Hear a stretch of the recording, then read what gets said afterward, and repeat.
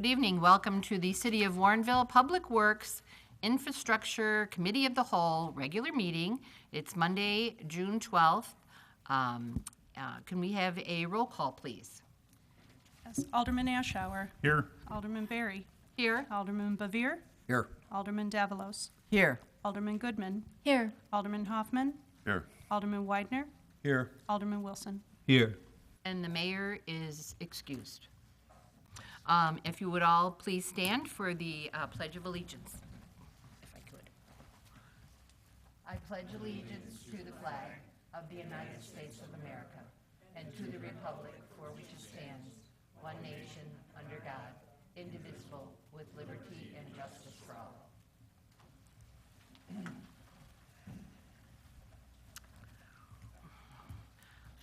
Now it's time for citizens' comments, if we have anyone. We also will accept citizens' comments during any one of the agenda items during the business meeting. See no one? Okay. Now, the business of the meeting. Number one, consideration of IDOT local agency agreement. I'm sorry. Officials and staff comments. Excuse me. Clerk? These are the Warrenville in Bloom curb appeal signs that we have now. And my request of everybody in the city is, if you have someone who has a nice front yard, even your own, please send me that address at ejl37@global.net, or call me at 393-1796, and we will go out and look at the yard. Our criteria are real flowers. Please do not nominate somebody who has fake flowers or plastic flowers in their yard, because we just won't give them a sign. Thank you. Thank you. Alderman? Alderman Goodman? Yes, I had a great Fermilab Community Advisory Board meeting a couple of weeks ago, and I just got a notification from them that the G-2 magnet has just been turned on and is detecting muons for the first time. I don't know if anybody remembers this, but a couple of years ago, this giant round donut of a magnet was transported all the way down the East Coast and then up the Mississippi River and arrived at Fermilab in great state, and all the highways had to be closed overnight so it could move along at 3 miles an hour, and it was all quite a production. But after a year of testing and tuning and getting the detector around it all built, they finally are detecting muons starting this week. So that's very exciting for them, and could be the beginning of a really groundbreaking experiment in physics and doing some really new cutting-edge physics work. So they're very excited about it, and we're very proud of them. And as usual, I just want to emphasize that having Fermilab as this wonderful scientific resource and technology driver right in our backyard is a wonderful resource for us. And their natural areas and their arts, of course, are great for our citizens too. So please take advantage of what they have to offer. They've got a great website, fnal.gov, with all the information about things going on at Fermilab. Thank you. Thank you. Okay, seeing no other aldermen. City Administrator? I don't have anything to add tonight, thank you. Staff members?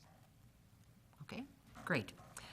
Now we will go on to the business of the meeting. Number one, consideration of IDOT local agency agreement for the Route 56 Streetscape project. We have senior civil engineer Christine Hocking. Thank you. The city's consultant submitted the final plans for the Route 56 Streetscape project at the end of May. As part of IDOT's review and the review comments, they requested the city add a couple of new pay items, adjusted some of the quantities typical as part of an IDOT review, and as well as they reviewed the local agency agreement and changed the amount of ITEP funds that are left available for the construction and construction engineering. Thus, the LLA, or the local agency agreement that was approved back in April 17th, has to be updated. It is included in the packet as F1. The new city cost are $316,117 up from the $306,601. It's about a $10,000 increase. That's mostly, like I said, due to the additional items that were added as part of IDOT's review. The ITEP funds went down from 827,327 to 825,041, and that was based upon IDOT's review of what is left in the ITEP funding.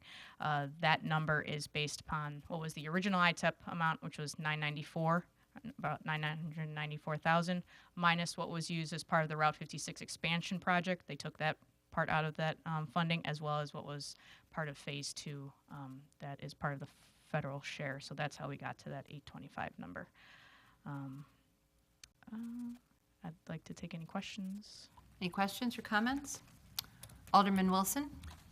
I just have one question. It says here about in an additional $26,000 in CMRP, your budgetary impact. Is that just a new figure that's just slightly above? In other words, it's $10,000 more. Is this the revised $26,000 for CMRT, or is that an additional for what we're, That does that make? No, it's approximately going to be about the same amount that it was before. Oh, okay, so this is an additional $26,000? No, it's not an additional 20. It's this. Okay, Yeah, the same new amount, would be. yeah. All right, thank you very much. That's my only question. Alderman Davalos? Thank you.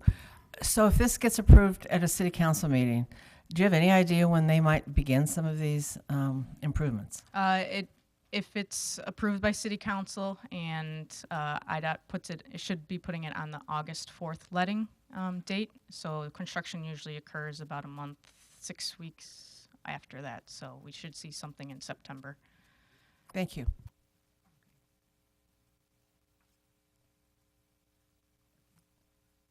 Alderman Goodman?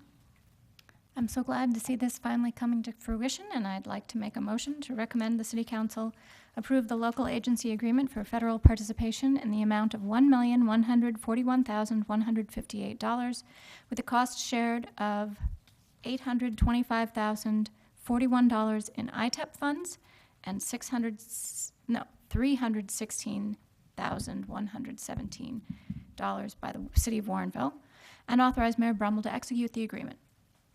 Second. Motion by Alderman Goodman, a second by Alderman Davalos. All those in favor? Aye. Opposed? Okay, motion passes. Number 2, consideration to waive competitive bidding requirements and authorize the disposal of city-owned property through trade-in and purchase of a used end loader. Okay, that would be Deputy Public Works Director Phil Kukler. Thank you. Staff obtained a proposal from a vendor to provide a lightly used 2017 John Deere front-end loader.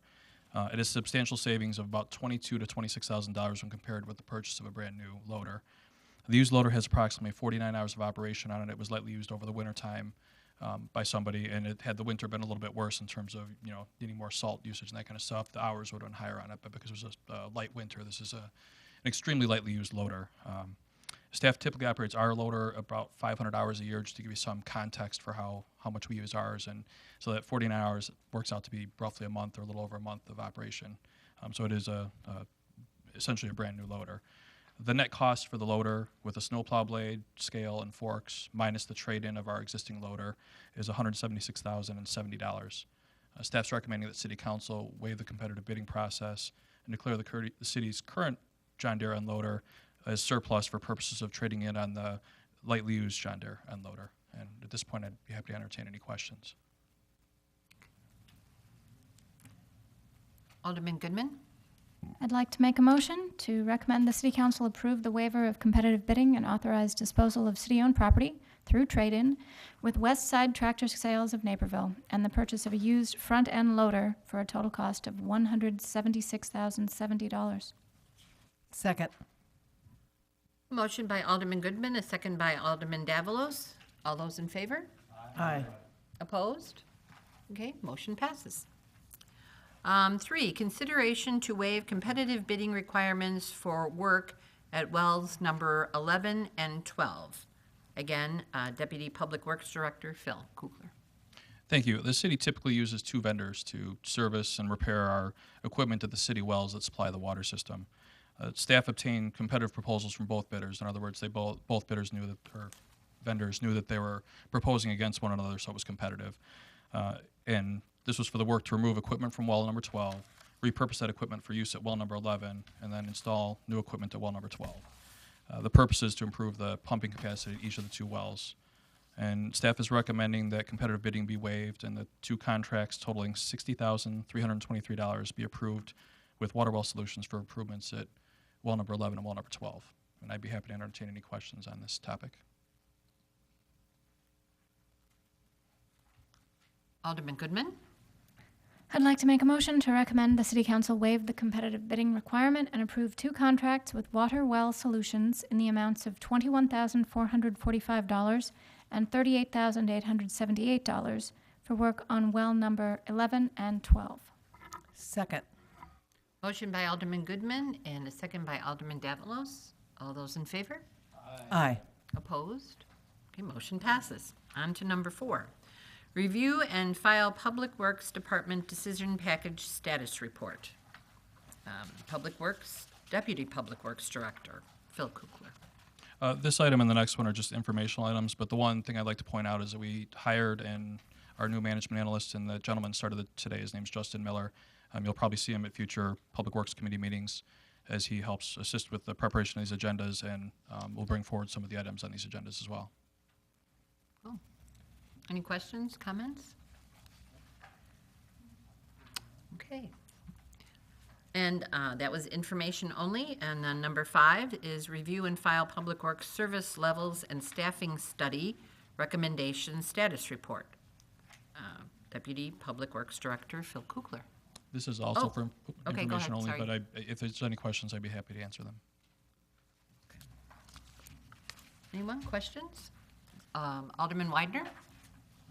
Phil, my question is is a general question in regard to the roads program that we do every year. And we always anticipate what roads will be needing to be repaved and establish funding for those. And I don't know if it falls into this category even or not, but it always seems like when the roads are tore up, there's 2 or 3 other items that come to the forefront that need to be addressed. One would be the issue of multimodal transport and the opportunity to put in sidewalks or a bike lane, and people have called, of course now that, Williams Road and some of the other streets in town are torn up, requesting these items. And then there's also the issue that comes up on occasion where somebody thinks it'd be an improvement to move a water line or sewer or something like that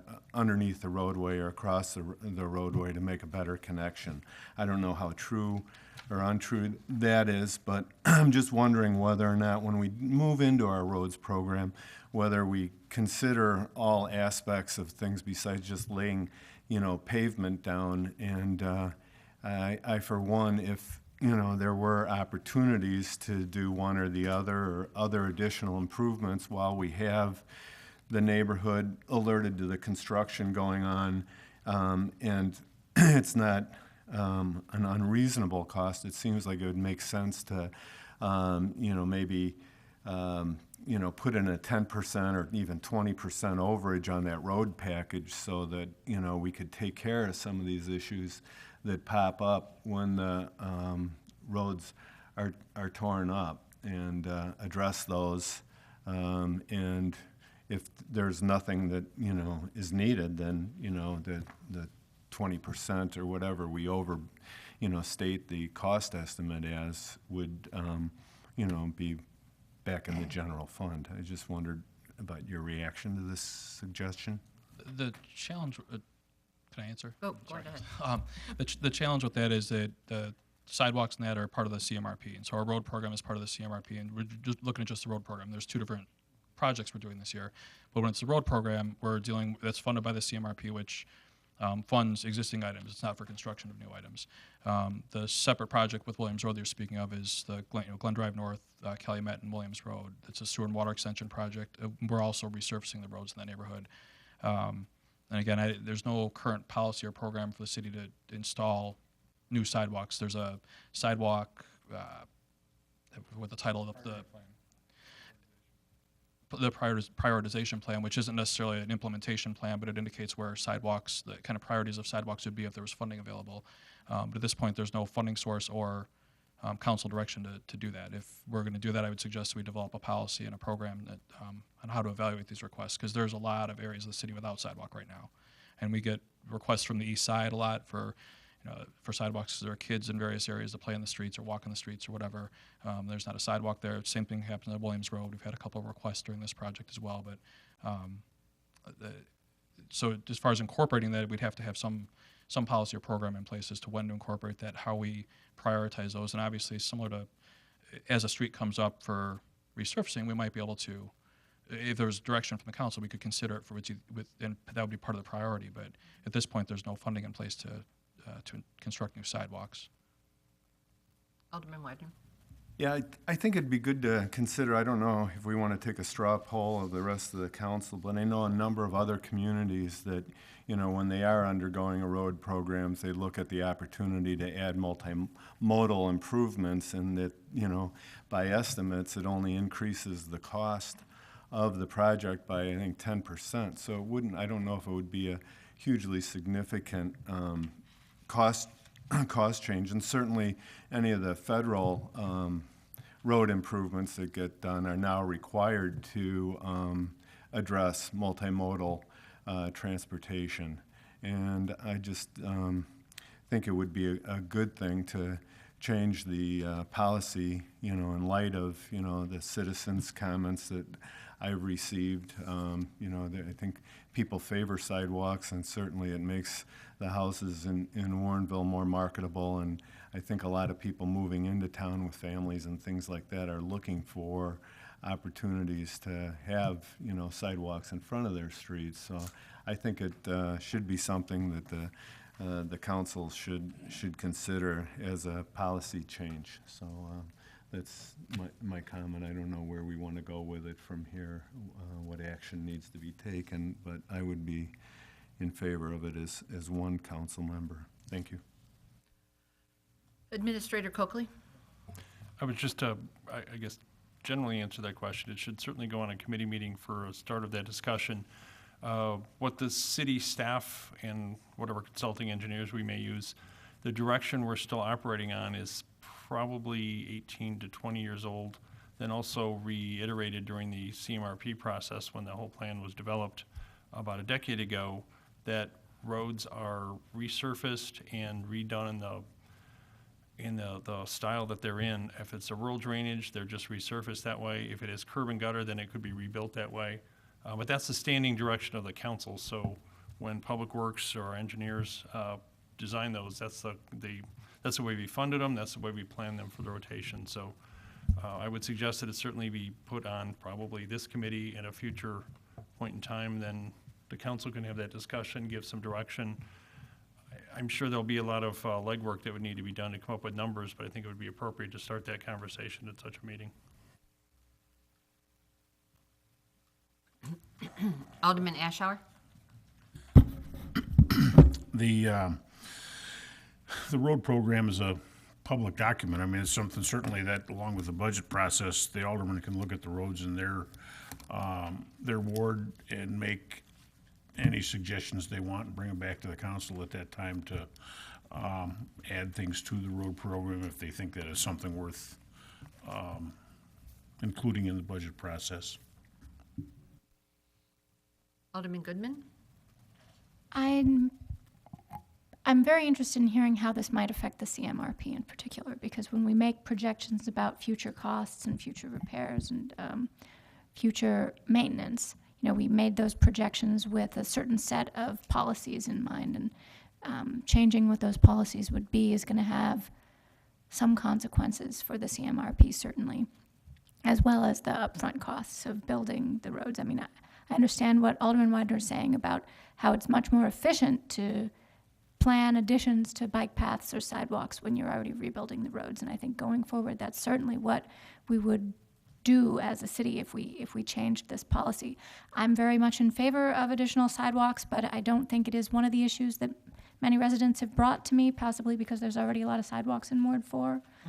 But I do think that new trail connections in particular, and the areas of town that don't connect to anything else, is the kind of thing that my residents have mentioned to me. Having some sort of sidewalk connection between Maple Hill and the rest of Warrenville is something that all my Maple Hill neighbors mention pretty often.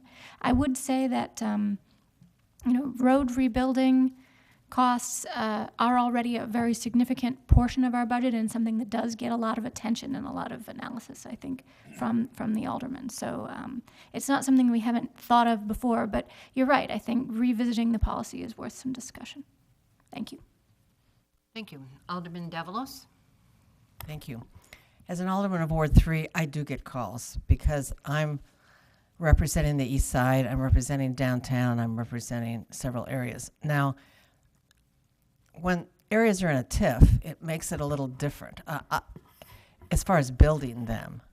The CMRP, though, is, I think, a sticky wicket.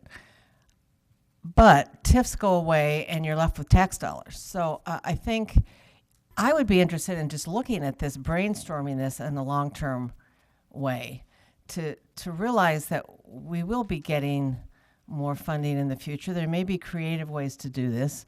I actually don't know the answers, but I would really like to take a look at it because there are areas where sometimes I think it's a safety issue, actually, especially at night. So I would really like to look into it. I think financially, I can foresee a way of doing this long term. And I know you can't spend TIF dollars while the TIF is going on outside the TIF, but again, TIFs end. And so anyway, I would be very much in favor of looking at this and seeing what we could do. Okay. Other comments? Alderman Widener? I guess I'd like to make a motion that city staff and the council take a look at the 20-year-old policy regarding roads and evaluate it and explore the opportunities and costs, benefits, and weigh the pros and cons of establishing improvements. At the same time, we look into the redevelopment of our roadways in the annual fiscal year projections. Okay, a motion? Makes sense? I'll second that. Okay, a motion by Alderman Widener and a second by Alderman Goodman. All those in favor? Aye. Opposed? Is this coming back to the next meeting? This should probably come back to the next Public Works and Infrastructure Committee. Would that give you enough time? I'd suggest maybe October would be a better time. I'm thinking of a couple other issues we've talked about that need to be on August. Yes, I Administrator? was just thinking putting the topic on for more discussion with Okay. the alderman, not Not necessarily presentation. not to Okay. have a whole plan prepared. Right. Okay. No, Unless that- Friday is a okay. good time for that, but, no, that's Okay. gonna take a lot longer, but we need the input of the aldermen to make sure we're on the right track before we get involved, and the summer is probably not the good time to be doing that. Yes, all and the as long projects. as they, I would think, have enough information that you can get together, that they can at least look at it and mull it over, have a good conversation. Okay, so, next Public Works So the meeting? August 14th meeting, we can start that discussion, maybe Right. have the sidewalk prioritization plan and summation of the CMRP and about some other backup documents and get input from the council, and then see what we can bring back for a future meeting. Is that acceptable? Yes. Okay. Okay. Alderman Wilson? I just have a question besides all this, and that has to do with the, I got a complaint from one of my residents out there relative to the dust created by particularly on Williams Road. It's an awful dusty situation down there, and everything is covered with it. Do they water that? Do they don't do anything at all to try to minimize or the dusting conditions that I happened to be down there after the last meeting, and I drove there, and it is pretty dusty. And just questioning whether or not the contractors do anything to try to eliminate or minimize the amount of dust.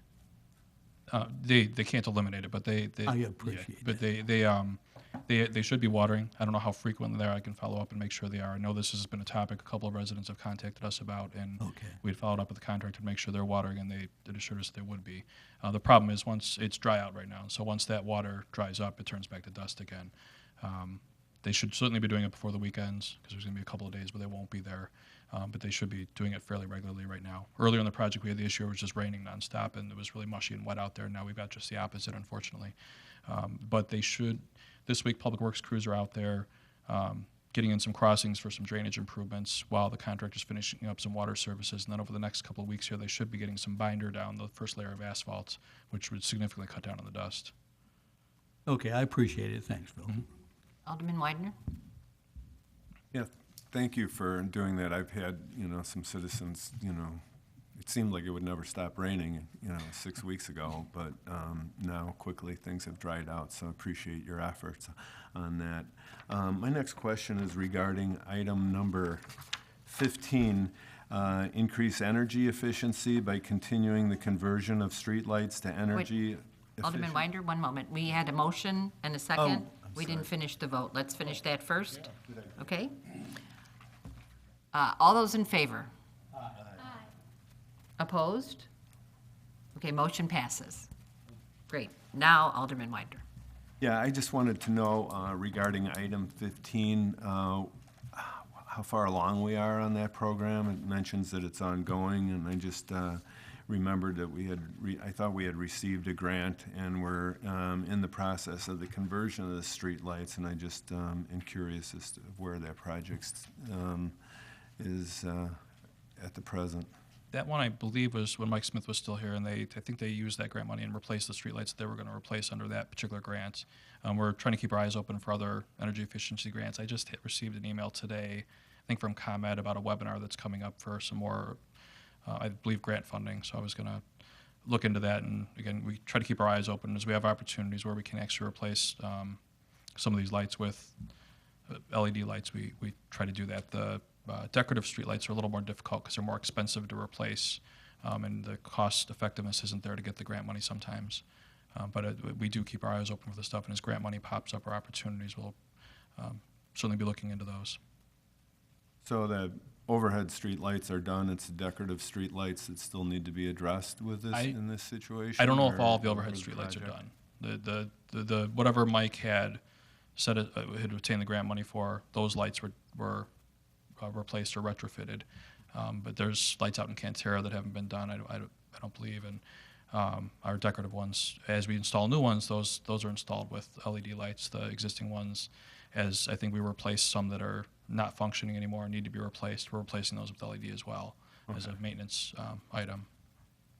So is there like a 50% completion, 90% completion? What would be your estimate as far as, and where, I don't know exactly where we're trying to get to with the project, whether we're trying to do all street lights in LEDs and whether half of them are done from the grant that we received from Mr. Smith, or whether, exactly where it is and how far we got and what remains to be completed with that project. I'll have to look in to give you a better idea of the percentage or how far along we are. The intent would be to replace ultimately all of them with LED streetlights. They're more energy efficient, and as long as they can meet the lighting requirements in the different roadways. I mean, we start talking in Cantera with the county roadways, we want to meet the lighting requirements out there. The decorative ones aren't as difficult to meet. Those are easy to replace because those are just on our local roadways. But I'll have to look into that and report back to you on the percentage. I can do that at the next meeting. Okay, and then as grants are becoming more and more feasible for solar, would this item lend itself to possibly being, also include the investigation for solar lighting should something come along for street lights, or are we still intent on just converting all of our lights to LEDs? I just wonder if there's, in the, coming years, whether there's going to be an option another option? Possibly at this point, I don't know. I know with the solar issue, is one we need to look into as a whole to try to figure out a kind of a plan of attack and where maybe a pilot project would make sense. I believe the AC is looking into some information to help staff out in the interim. Okay, thank you. Administrator Coakley? 3 quick notes on the earlier part of your question. First of all, this is a really good project for our new Public Works Management Analyst to go back and look up those records. Secondly, there was a finite area that was targeted. I know that many of the cul-de-sacs in Summer Lakes were part of that streetlight conversion. It by no means tried to do all of them. There was a set amount, and it was the same type of streetlights, and I think they concentrated only in Summer Lakes, but it's possible they were in River Oaks or somewhere as well. They can get that data. I just wanted to add on, and of course Phyllis mentioned there's multiple types of streetlights. Each developer early on in the early days, Summer Lakes is one style, River Oaks and Fox Hollow are a little different. Other parts of town where there's simply the ComEd hung lights, sometimes then we have, like in this area, the decorative lights. Cantera has its own completely different style.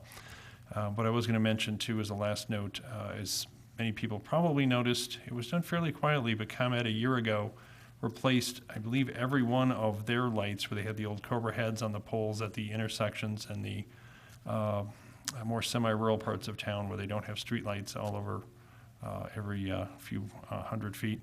But those were all converted to LED lighting a year ago, and many of those were built for, and we get a much better savings and use dramatically less electricity. So it's worked out in tandem, but there's a substantial number of lights in the city that have been converted to far more energy efficient. They just aren't always city-owned lights, but it does save us money and it does save energy at the same time. Thank you. Alderman Davalos? Thank you. So as I look at the list, Public Works has started on a lot of things. I'm looking at the ones rated high, and quite a few of those have a beginning. Things have begun.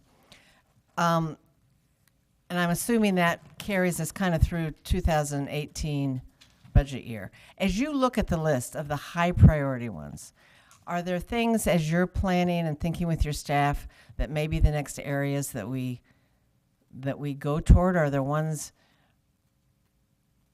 there's only about 8 or 9 that haven't been started, and some were staff suggested, not generated from the study.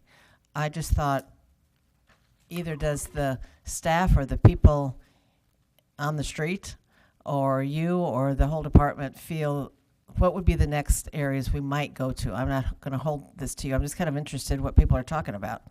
I think one of the ones that's a higher priority for me that's feasible probably to include in the next budget is start equipping staff. It's number 9, equipping the frontline workers with mobile devices, and I'm thinking tablets that are more affordable nowadays that have the ability to, as we're doing work orders, maybe accessing Julie requests and things like that out in the field instead of having to come back in, print a bunch of paper, and that kind of stuff. I saw number 9. It looked like it'd be really interesting. Yeah, and there would be that also gives us the ability to help use that stuff in the field for some GIS data collection and things like that too. So that dovetails with the sort of GIS item in there as well. I think that's one of the higher priority items right now.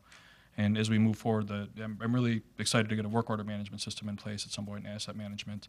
That's part of this whole ERP process, which we're in the middle of going through some demos from vendors. And at some point later in the summer, we're going to have Kevin, Leo, the finance department will have a recommendation on who to select and move forward with that. But that's a longer term, probably 12 months out or 18 months out by the time we get that in place. Okay, thank you. Mm-hmm. Okay. More comments, questions? I don't see any. Okay, and that was for information only. We have nothing under miscellaneous, nothing under closed session, and all we need is a motion. Alderman Goodman? I move to adjourn. A motion to adjourn. Second. Second. Motion by Alderman Goodman, a second by Alderman Davalos. All those in favor? Aye. Opposed? Motion passes, and we are adjourned. Thank you. Good night.